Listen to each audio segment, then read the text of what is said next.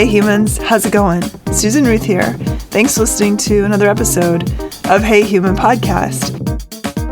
This is episode 354, and I had a conversation with Cheryl Holtzman. Cheryl has the coolest jobs, and I really just want to follow her around all day.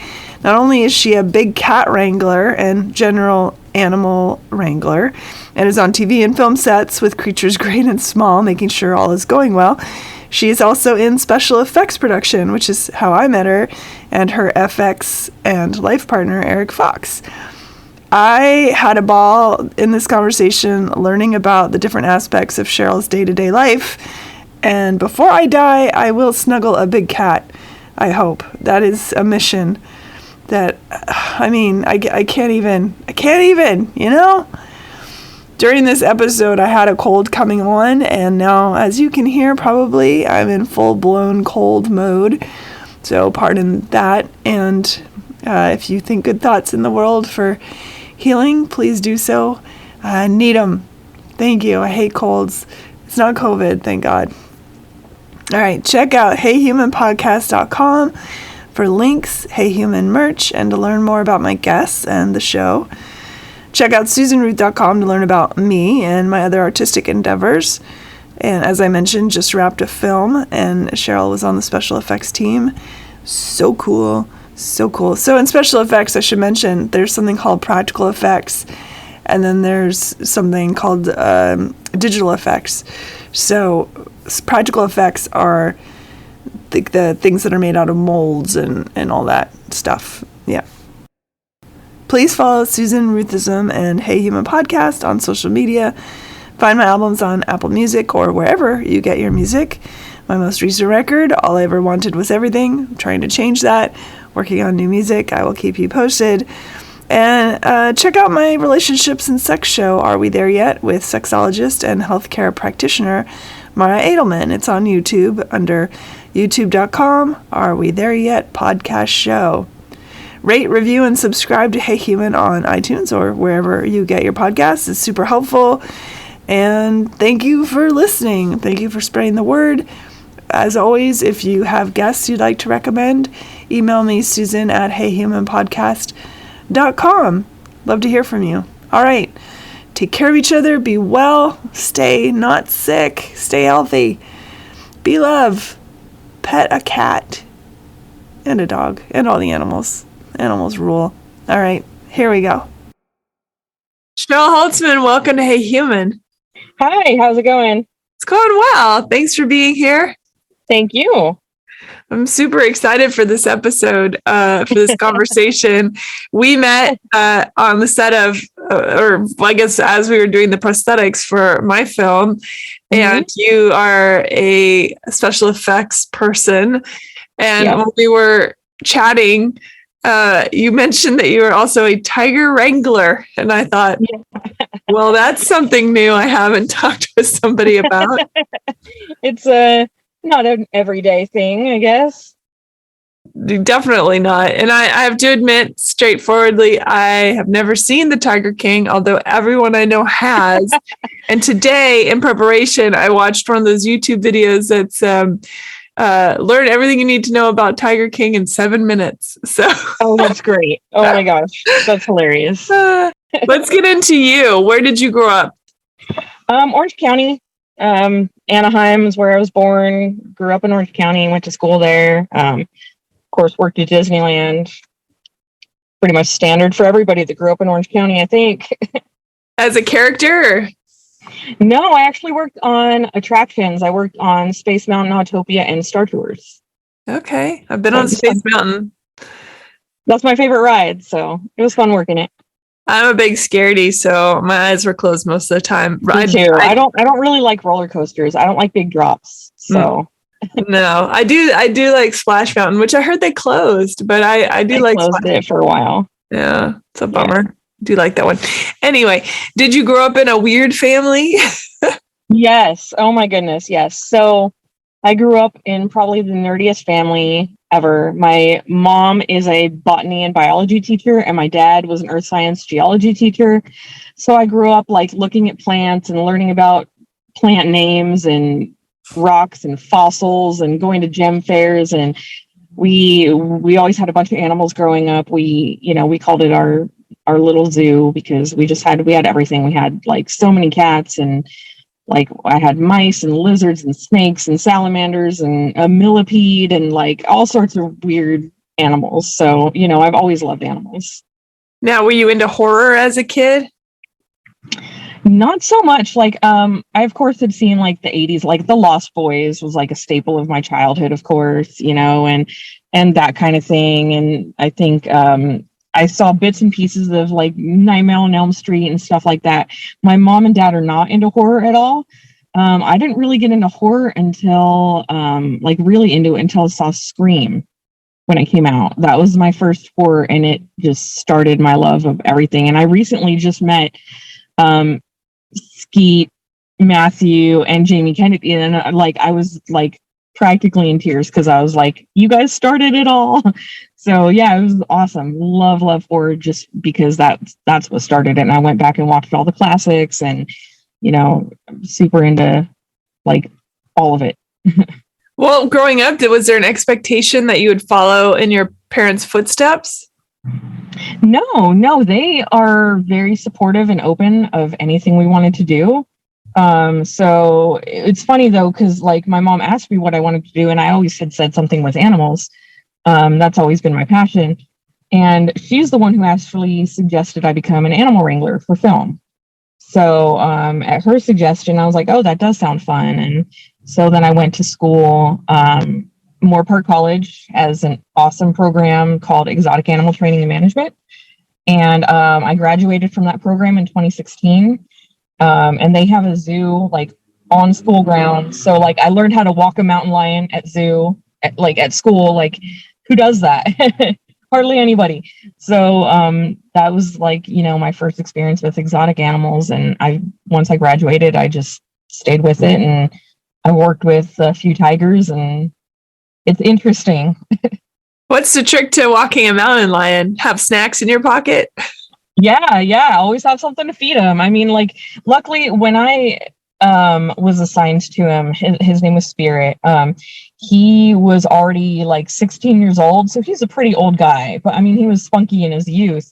But I mean, you just, you learn not just cat behavior, then you learn mountain lion specific behavior, and then you learn that specific animal's behavior, because each animal is going to have a different personality and different nuances. So, it's a lot of observation before you go and start walking them and interacting with them, because you got to stay safe. What's the most dangerous creature you've worked with? Honestly, everybody laughs when I say this, but I've actually gotten bitten more by raccoons than anything else. And I'm actually terrified of like parrots. Like anything in the parrot family, they are way more mean. I would rather walk into a cage with a 500-pound tiger than deal with like a macaw. Like, they're just mean. They're just straight up mean. So yeah, those are the more scary and difficult ones. I would take a big cat over those, any day. I love my raccoon, but even he's bitten me. It happens. You have a pet raccoon? Not like mine personally, my boss's raccoon that I work with all the time. He's like my favorite little boy in the whole world. His name is Snarky, and he's the cutest thing ever. But yeah, I mean, he's snarky. He's still a raccoon. So, What sets him off? Two things are his triggers. If you take something away from him that he wants, or stop him from doing something he wants to do, then he'll get mad. It's the soul of a white man. Yes, yes, he does. Yes, he's a very privileged raccoon. Well, tell me about what a day in the life of a student of this school you went to was like. Cool. What kind of things went on? So basically, a day in the life. It's a very long day. School starts at 6:30 sharp every morning. You go and you like clean and feed the animals at the zoo. Then you go to do a bunch of very heavy classwork. A lot of people fail out, unfortunately. It's a very tough load of very academic heavy classes that are not easy by far. Then you're in classes all day, and then you go and do zoo closing at the end of the day. And that's kind of like as a first year student. As a second year student, you don't have as many classes, so you spend more time with the animals training them. You're actually like required to train 2 animals per semester. Train them you can train anything you want. So like things that are popular to train are medical things, like how to get, like giving an injection, like voluntary injections, voluntary blood draws, anything that can help the animal in its own care. Because if you give them a choice to do that and they're more willing to participate, if they're getting their favorite treats, it's just a more pleasant experience all around than holding an animal down and drawing blood. So just like with people, where the lollipops were invented. The lollipop, exactly. It's the same thing. You train everything with treats. I'm very well trained with treats. That is true. I am too. Yep. Talk about an interesting day that you may have had while learning, just involving the animals. So obviously some funny things happen sometimes. And, I was working my llama. Her name is Mama Llama. And I was training her a behavior off leash. It's just walk from one trainer to the other trainer. It's called an A to B. Super easy behavior, but she doesn't work off leash very often. And so she was. And something spooked her where we were working her on stage.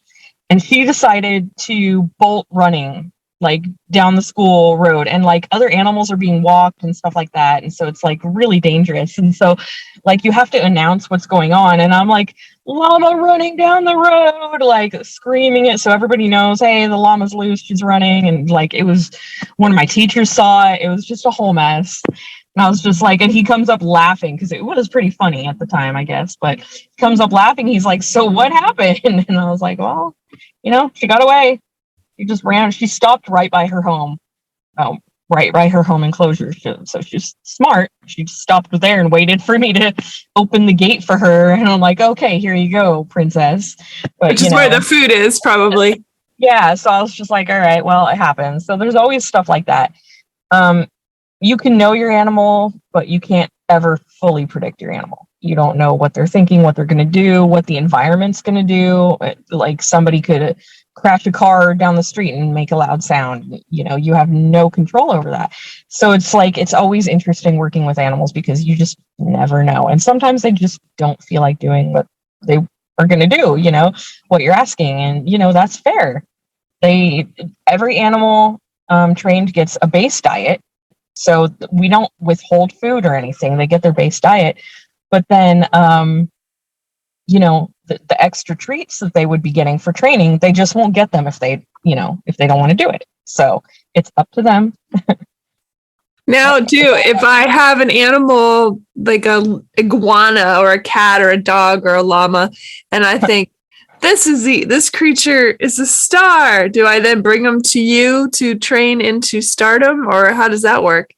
Yeah, so a lot of the time, if somebody has an animal that they want to get into the movie business, there's usually open casting calls that, like, if you just even like look for open casting calls for animals, they're all the time. In every state, people are looking for, or you can follow the studio companies that are the ones that do the training and stuff, and they'll post casting calls on their Instagram pages and stuff. So there's ways, and if you know somebody, you just ask. So I have to imagine that the chaos of an open casting for such a thing. Sometimes it's crazy. It's better now that you can send like pictures and do everything like instantly. But my boss was telling me back in the old days when it was all like through mail, you'd have to wait for, or have a big open casting call where all these animals would just show up, and it's just chaos. So it's better now with pictures and phone calls and Zooms and stuff like that. But this and even if I'm working on a film and they know that I'm an animal wrangler, they'll say, hey, we need this for this movie, and can you hook us up with the people, or like I did it myself. I trained a dog for a movie called Alien Vacation. Since I was doing the effects on the movie, I was like, well, it's just easier since I'm already there to just do the dog. And it ended up being one of our crew members' family's dog. So like it's as easy as that too. Sometimes like he wasn't a movie trained dog or anything. So it's pretty simple, especially with dogs. It's the easiest because they're already usually trained basic commands. So cats, the nightmare. It's cats are their own thing. They always kind of want to do what they want to do. And a lot of the time, production companies don't realize that why it's so expensive to get a trained animal versus just going and picking one up at the shelter. They start from like babyhood, usually being exposed to everything, like in the carriers and all the lights and all the stuff going on a set is terrifying to a lot of animals if they don't know what's going on. So you can't just pick up a shelter cat and think that it'll be a star. It's usually not how that works. Isn't that so interesting? And you know of the Tiger King story. Yes. Do you have anything to say about that? I don't like any of them on Tiger King. I hate all of them. They give all of us a really bad name. That's not how, the majority of big cat trainers are. There's always going to be those people out there. But, a lot of us really care a lot about our animals and treat them like our kids and would do anything for them. And, I know because I do have friends that know him personally and know all the details and everything like that. He used to be a good guy, which is really sad. He just kind of lost his way. I will say that he became a bad guy. So he used to be good, and Carol Baskin is probably one of the worst humans on the planet. Hate her. And for the record, I do think she killed her husband. I'm totally gonna get like allegedly killed her husband. In my opinion. So I know I'm gonna get some, yeah, but it's okay. Well, I'll have to. Like I said, I've not seen the show, but I watched the 7-minute, and even I, in 7 minutes, went, "Oh yeah, she totally did that." Everybody's like, "Oh, she did it. She did it." Everybody knows. Like, I think it was the crazy that weird wording on that sort of sealed the deal for me, saying that if the husband disappeared, it's like nobody writes that in their will. Yeah, nobody writes that. Nobody writes if he disappeared. Yeah, it's just there's a lot of circumstances that make it suspicious. Is there any animal you wouldn't work with? Centipedes. I'm terrified of centipedes. They are the only animal that scares me. Other than parrots, like I'll still work with parrots, but they do terrify me. But ones that I just straight up won't work with at all are centipedes, and usually people don't handle them anyway. That's all like, but other than that, I don't think there's anything that I'd really say no to. What is it about the centipede that you don't like? It's just creepy. I think it was when I was a kid and I watched Indiana Jones, the part with the bugs all crawling and it like went into Kate Capshaw's hair. That creeped me out bad when I was a kid. So it's probably that. But you had a millipede when you were a kid. I know, but I got a millipede. Millipedes are okay, but centipedes are not. I don't know what it is. They're just creepier. But that's like the only animal on the planet that I won't even like bother to touch. Like I'll like everything else. Like when we go to a zoo or something that I have animal interactions, I'm like one of the first people. Like I will like stand in line in front of all the kids. I'll like push the kids out of the way to get to touch some cool animals. So I'll work with pretty much anything, obviously with the bigger carnivores like tigers and bears and things like that. You really got to know what you're doing. But it's a really cool feeling when you can work with an animal that can kill you in half a second if they want. But because you have that bond and because you're, reading their body language and, if the tiger's in a bad mood, we're obviously not going to go walk the tiger. It's just, you know your animal better than anybody else. So, you take the risks, obviously, but you also, make the call based on their behavior and what's going on and stuff like that. So, but it's really cool to have that kind of relationship with something that can kill you. Yeah, I've seen that video of the people that raised up the lion cubs and then didn't see them for a decade. And then they saw them, the lions recognized them. Christian the lion. Yeah, Christian the lion. That's like one of my favorite stories. It's so sweet. It's so cute. Like big cats can be very, very affectionate and loving and like really fun to work with. They, a cat is a cat is a cat. They all act like cats. tigers will jump in a box if you put a giant box out. They like love cardboard boxes. They love to play. They, you know, they do they show affection, and there's a noise they make called a chuff, and it's like this, and it's basically a tiger greeting.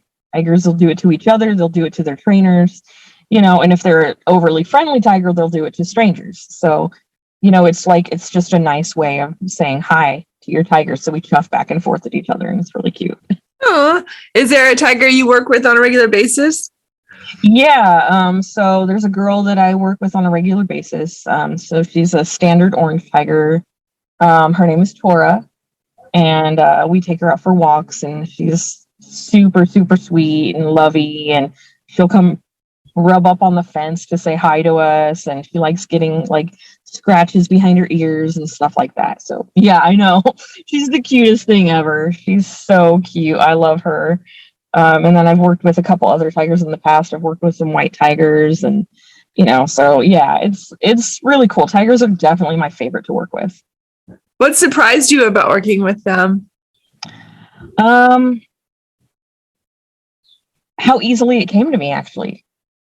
Yeah, it's just kind of because I grew up around cats, and there's not anything that surprised me about the tigers themselves, because I pretty much knew going into it cat behavior and tiger behavior and all this and that, and then I know to watch the animals to figure out their personality and what they're doing and stuff like that. So I was just more surprised at like how I can just take the leash and feel at home and just be like, oh, okay, cool, I'm walking a tiger.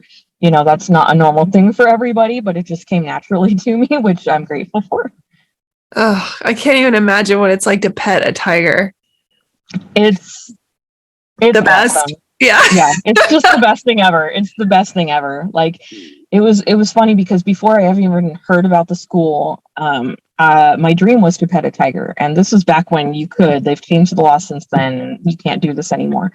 But one of the studio companies, Hollywood Animals, had a seminar where you could, you know, pay a certain amount, and you got to spend the day there and see like how animals are trained for movies and stuff like that. And you got to pet a couple of different things. And so that was the first time I pet a tiger. And this was like several years before I went to school for it. And like, I cried. I was just like, this is the most amazing thing ever. I hope I get to do this again someday. And now I do it like every week. And so it's just like, it's amazing. Oh, so it's jelly. Incredible. That's so cool. I'm sure people are wondering why I asked you about horror, because you were talking about tigers and cats and things. But you are also a special effects person. Yeah, so that's something that I never thought about doing. I kind of just stumbled into it because I am a horror fan. A couple years ago, when I was between jobs, I was just randomly looking through like Craigslist gig section of all things. And I saw an ad to be in a horror movie. And then that intrigued me. But you know, it's a Craigslist ad, so I was like totally sketched out by it. I was like, I don't know. But then I saw the name Eric Fox on the ad, and that it was his directorial debut. And I remembered him from Face Off. So he was on season 4 of Face Off, and Face Off was like one of my favorite shows, and I watched it religiously. And he was actually my favorite out of the whole series. So that's why I remembered him. I was like, oh my God, that's so cool. I have to go do this. I have to meet him. Like, I was so excited to meet him. And I went, and like we hit it off, and he asked if I wanted to come back and learn special effects because I was local to the area. And I was like, sure, why not? And then we really hit it off and fell in love. And so I just kind of, you know, stumbled into that career by fate. And I'm super happy because now I get to do all this blood stuff and gore, and like I'm learning how to sculpt, and I'm learning how to, you know, cast latex appliances and foam latex, and learning how to do application and painting and all this cool stuff that I never thought about doing. But like, I loved it watching the show Face Off. So now I'm like doing it, and it's really, really cool. Yeah, I think a lot of people consider special effects, it's all digital, but no, there's this practical effects that are incredibly realistic. Yeah, it's a lot. Like, the practical effects are a lot of work, probably obviously more work than the CG effects, but they usually look so much better. And I don't mind, you know, CG enhancement of the stuff we do, like, color fixing or adding or subtract, like, all that looks great when you combine the two, like a composite, but usually straight digital looks like digital, especially like blood splatter. It doesn't interact with the environment as good. And so it's like, I always preferred practical. I hated it when things started going more digital. And I was like, oh, I hope they don't lose the art of practical effects. And I'm happy to say that they haven't. We're busy right now. We're very busy with projects. So, and what a fun way to fall in love. It was a very fun way to fall in love. And like, it was funny because the tigers is what intrigued Eric about me. Is he overheard me talking to a makeup assistant while I was getting some tattoos airbrushed out, that I was, a tiger trainer and that I worked with big cats, and he was a big cat lover, and he had always loved animals. So he was like, what? That's the coolest thing I've ever heard. And so he wanted to learn more about me. And so that's how, he invited me back. And that's how that went. It was crazy. Yeah. I didn't think that I would fall in love with the guy I had a crush on TV 10 years ago, but it happened. Well, you two definitely win the coolest couple award. It's pretty. Oh, thank you. It's just such a fun. I imagine what dinner table conversation is for the two of you. It just must be hilarious. Always something interesting. Something interesting. And we do like a lot of really funny stuff. So, like I'll have pictures of animal poop on my phone. And then because, the best way to see if they're sick or whatever is by looking at their poop. So, sometimes I'll have pictures of animal shit. And then, in the same day, I might take a picture of animal shit and then a picture of like a prosthetic dick or something like that. And like, it's just always something interesting. There's never a dull moment in either of my careers. There's always something funny going on. So it keeps life interesting. It's a lot of fun. It's funny too, because in the horror realm, in my shorthand experience, the folks I've worked with so far, which again, limited, but still the sweetest people in the world. Mm-hmm. They're creating all these disturbing, bizarro slasher. They're writing crazy, disturbing slasher stories. Sweetest people in the world, y'all are. It's great. Thank you. Yeah, we get that a lot. Like it's people, and especially because a lot of the time we'll dress more gothic or more dark or whatever, like, especially when we go to conventions. And it's funny because we do the horror conventions, and the horror convention people are so much nicer and so much better than other convention people. Like everybody's having a good time. Everybody's super nice. All the vendors are nice. All the guests are nice. Like I haven't met one nasty person in the horror community at all. Like everybody's super awesome. And I don't know, maybe it's just because we all have fun killing people out there every day. I don't know, but yeah, maybe it takes care of that base need. Care of that drive. I don't know, but yeah, it's a lot of fun. Everybody's super nice, and all the sets we've been on, yours included, everybody's super nice to us, super chill. We love what we do. We have fun, and we, at the end of the day, we just want it to look good for you guys. Yeah, totally. Do you have a favorite film that you've worked on? Mine excluded, of course. Of course. Actually, I really did like yours. It was a very interesting short. Like I really liked it. And Thanks. It was fun, and everybody was nice. So it was cool. I really had fun on a movie we did that comes out later this year called Camp Pleasant Lake. I can't say too much about it, obviously. I can't say much. Okay. But it's really fun one. And then there's another movie last year called The Bellkeeper that's super fun. Those are the two horror movies. And then a family-friendly one that was fun was that Alien Vacation movie. We did full life-size, like, rod puppets of aliens, and we did that. And then I did the dog training for that one, and I ended up having a cameo in it a couple times. And so, yeah, I got, my credits on just that one alone are like acting credits, training credits, puppeteering, special effects assistant. Like, yeah, it's fun. And then as far as animal stuff goes, we just recently did a coyote job that was pretty cool. Can't talk about that one yet either, but yeah. Yeah, so I work with coyotes a lot too. The coyotes get a lot of work, surprisingly. Probably like dogs and cats get the most, but then the coyotes get the second most. It's just with all the westerns and stuff that goes on now, everybody wants coyotes. So yeah, but I love my coyotes. I have one coyote boy named Apache that I work with, and he absolutely adores me, and he'll like wag his tail like a dog and like just whine and get super excited when he sees me. It's the cutest thing ever. So I'm so envious of all that. It's so wonderful. So fun. I love that. It's a fun life. Oh, absolutely. Have you ever worked on a horror movie that ended up, even though you were the one creating the stuff, it still scared you to death? No, I think it's because I'm such a horror fan. I've seen so many horror movies now. I don't get scared anymore, which is kind of sad. I'm always looking for that one that scares me, but I haven't seen one that scares me in so long. Like, I think the last ones that scared me are like The Ring and the Blair Witch Project, and like back in like the 90s had some good ones that got to me a little bit. But man, that last scene in Blair Witch, it gives me chills every time. So good. Hate for this too, because everybody likes to make fun of the Blair Witch, but like it or hate it, got to give it respect for what it did for the film genre and the marketing, and just all that was fantastic. So yeah, it's absolutely. I lived in Tennessee, so Blair Witch, quite famous. Yeah. Oh my gosh, that's creepy. So I think I'm more scared of like witch and ghost and demon movies than I am of slasher movies, because it's not every day you're gonna get slashed, but you might get haunted.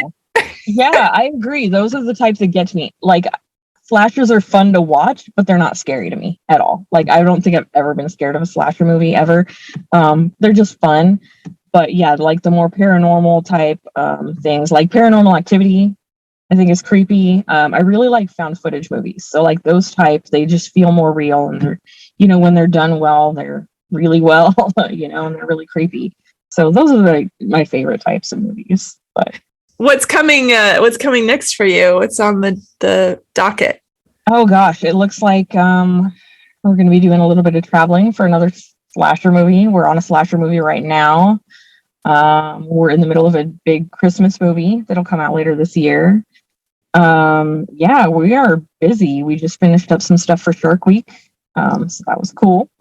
That's kind of combining my two loves. I love when I get to do an animal special effects project, because that's, Eric will ask me, like, he's like, "You're the animal expert. Does this look right? Does this look accurate?" And yeah, so it's really funny.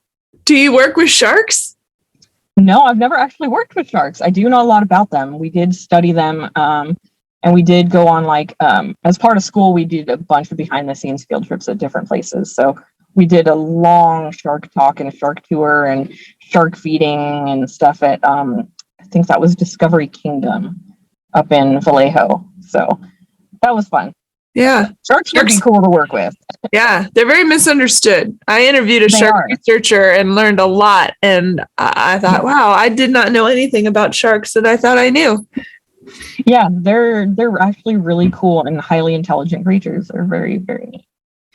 Yeah. I'm still the big cats though, and the coyotes, and then a bear. I would hug a bear. That sounds nice. Yeah, unfortunately the bear I worked with was what's called protected contact, so he was always behind a fence. There was always some barrier between us, so I wouldn't get to hug him. I would love to have hugged him, but certain animals, for various reasons, will be protected contact, and he was, but my tiger is not, so I can go in, and leash her up, and we can take her out on walks and things like that. So is that considered protected from you or from them? From them. Yeah. So like there's different kinds of like contact between like animals and trainers. So like protected contact is always a barrier in the way, like a fence.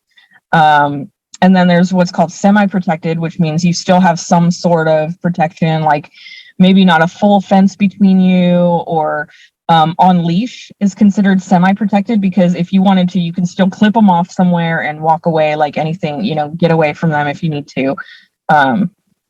But free contact is literally no barriers, no leash, no nothing. You're just with the animal and they're free to do whatever they want.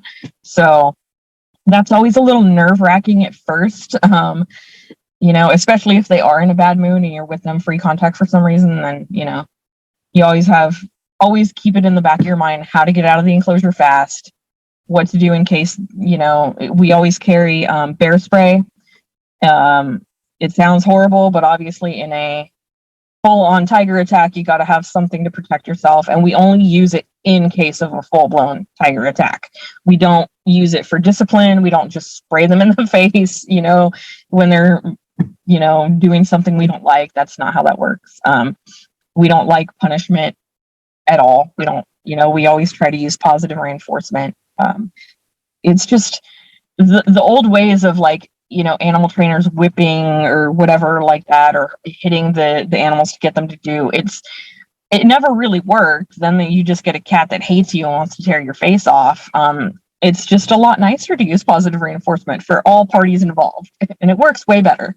So yeah, every time I hear about on a safari, tigers eating hunters, I think, yeah, cool. I was exactly. like, yeah, sure, that's cool. I'm totally cool with that. I understand hunting for food. I hate game hunting. Hate it. It's not necessary. It's cruel. It's horrible. So anytime poacher killed by rhinoceros, sorry, what you gonna do? Are coyotes the smartest animal you've worked with? Oh, they are highly intelligent. Usually, I think out of the ones I've personally worked with, parrots. I did have a parrot at school. He was what's called a blue friend at Amazon. He's like a small parrot. He was really intelligent. He knew so many different sayings, and he was could figure things out really easily. And he was my favorite bird I ever worked with. He's still at school. So he's adorable. But he was very intelligent. Coyotes are intelligent. Cats are obviously intelligent. Tigers are incredibly intelligent. I do have a lion. He's a special needs lion. His name's Zuri. They discovered a few years after they got him, and there's actually a documentary coming out about him I'll tell you about, that he has epilepsy. He was going to be, destined for stardom, and he had the perfect personality. He was such a sweet little cub and loved everybody, and was never, a bad little lion. He was just so sweet. But then he had epilepsy.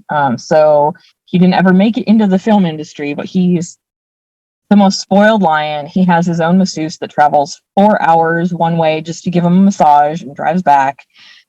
He gets sponge baths. He gets combed out. He gets food. I give him whipped cream as a treat. He's a very, very loved lion, and he has a whole, we call it, and it's the name of the documentary. It's Zuri's Pride. That we're all members of his pride, and we take really good care of him, and he's just super loved, and yeah, he's my boy. Will he do breeding, or because of the epilepsy? No. No, because of the epilepsy, no. He's just, he's just there for us to take care of.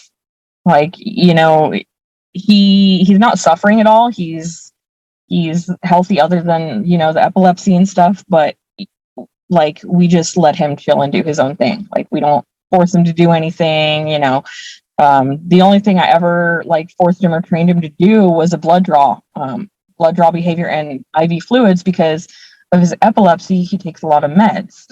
So if you're going to put an animal on a lot of meds, you want to do fluids to kind of help with the liver and kidney function and all that. So he voluntarily lets me give him IV fluids and stuff like that, or subcutaneous fluids actually.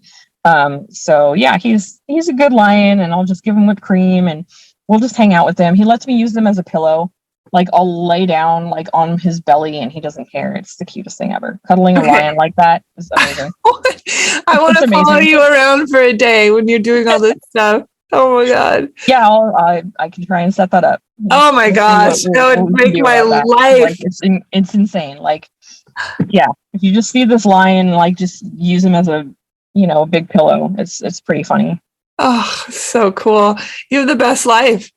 It's always interesting. It's a lot of fun, and I love my animals, and I love my horror job, and I love my special effects guy, and it's life took a crazy turn for me, but I appreciate all of it. You must have saved 20 kittens in a burning building in your last life. And now you're given all this wonderful stuff. 20 kittens in a burning building in this life. We keep collecting more cats. We now have 6 cats at home, and now a new one at our shop, because it just came up and started rubbing it on Eric's leg one day, and we're like, oh gosh, well, it's a sweet cat. We have to take it in. So now we have 7 cats. But I'm constantly saving everything. We saved a lizard. Like, I've saved an opossum. Like, Eric and I raised a baby opossum when we first got together because it was orphaned and under a wildlife rehabilitator's direction. She's like, oh yeah, you know what you're doing. So she's like, you can raise it, and if anybody questions you, you're doing it under my license and all that. So like, she's like, you have a degree in this, you know what you're doing. So I've heard possums make really sweet pets. They can actually make really good pets. They are one of the very few wild animals I can say makes a good pet. Raccoons definitely not. Horrible pet, because you're gonna get bit at some point. And surprisingly, the other one, if you like, most things are illegal in California, including opossums and anything cool. California, unfortunately, kind of sucks for having exotic pets. But if you're in a state that allows them, skunks actually make a very good pet. They're very playful and can be very sweet and cute, and I think they're adorable, and so they're one of the ones I actually would suggest, but definitely not a raccoon. Yeah, I follow a skunk on Instagram named Atari. Atari, I was gonna say, is it Atari? I love Atari. Yeah, me too. Atari's just the cutest skunk ever. Yeah, I love how they play with the cats and the dog and like everything. It's so cute. Yep, I love Atari. That's the way to raise a skunk right there. Yeah, what a life. Yeah. I love it. You are awesome. Well, thank you. Tell people how they can find you if they want to look you up or reach out to you or ask you questions or anything like that.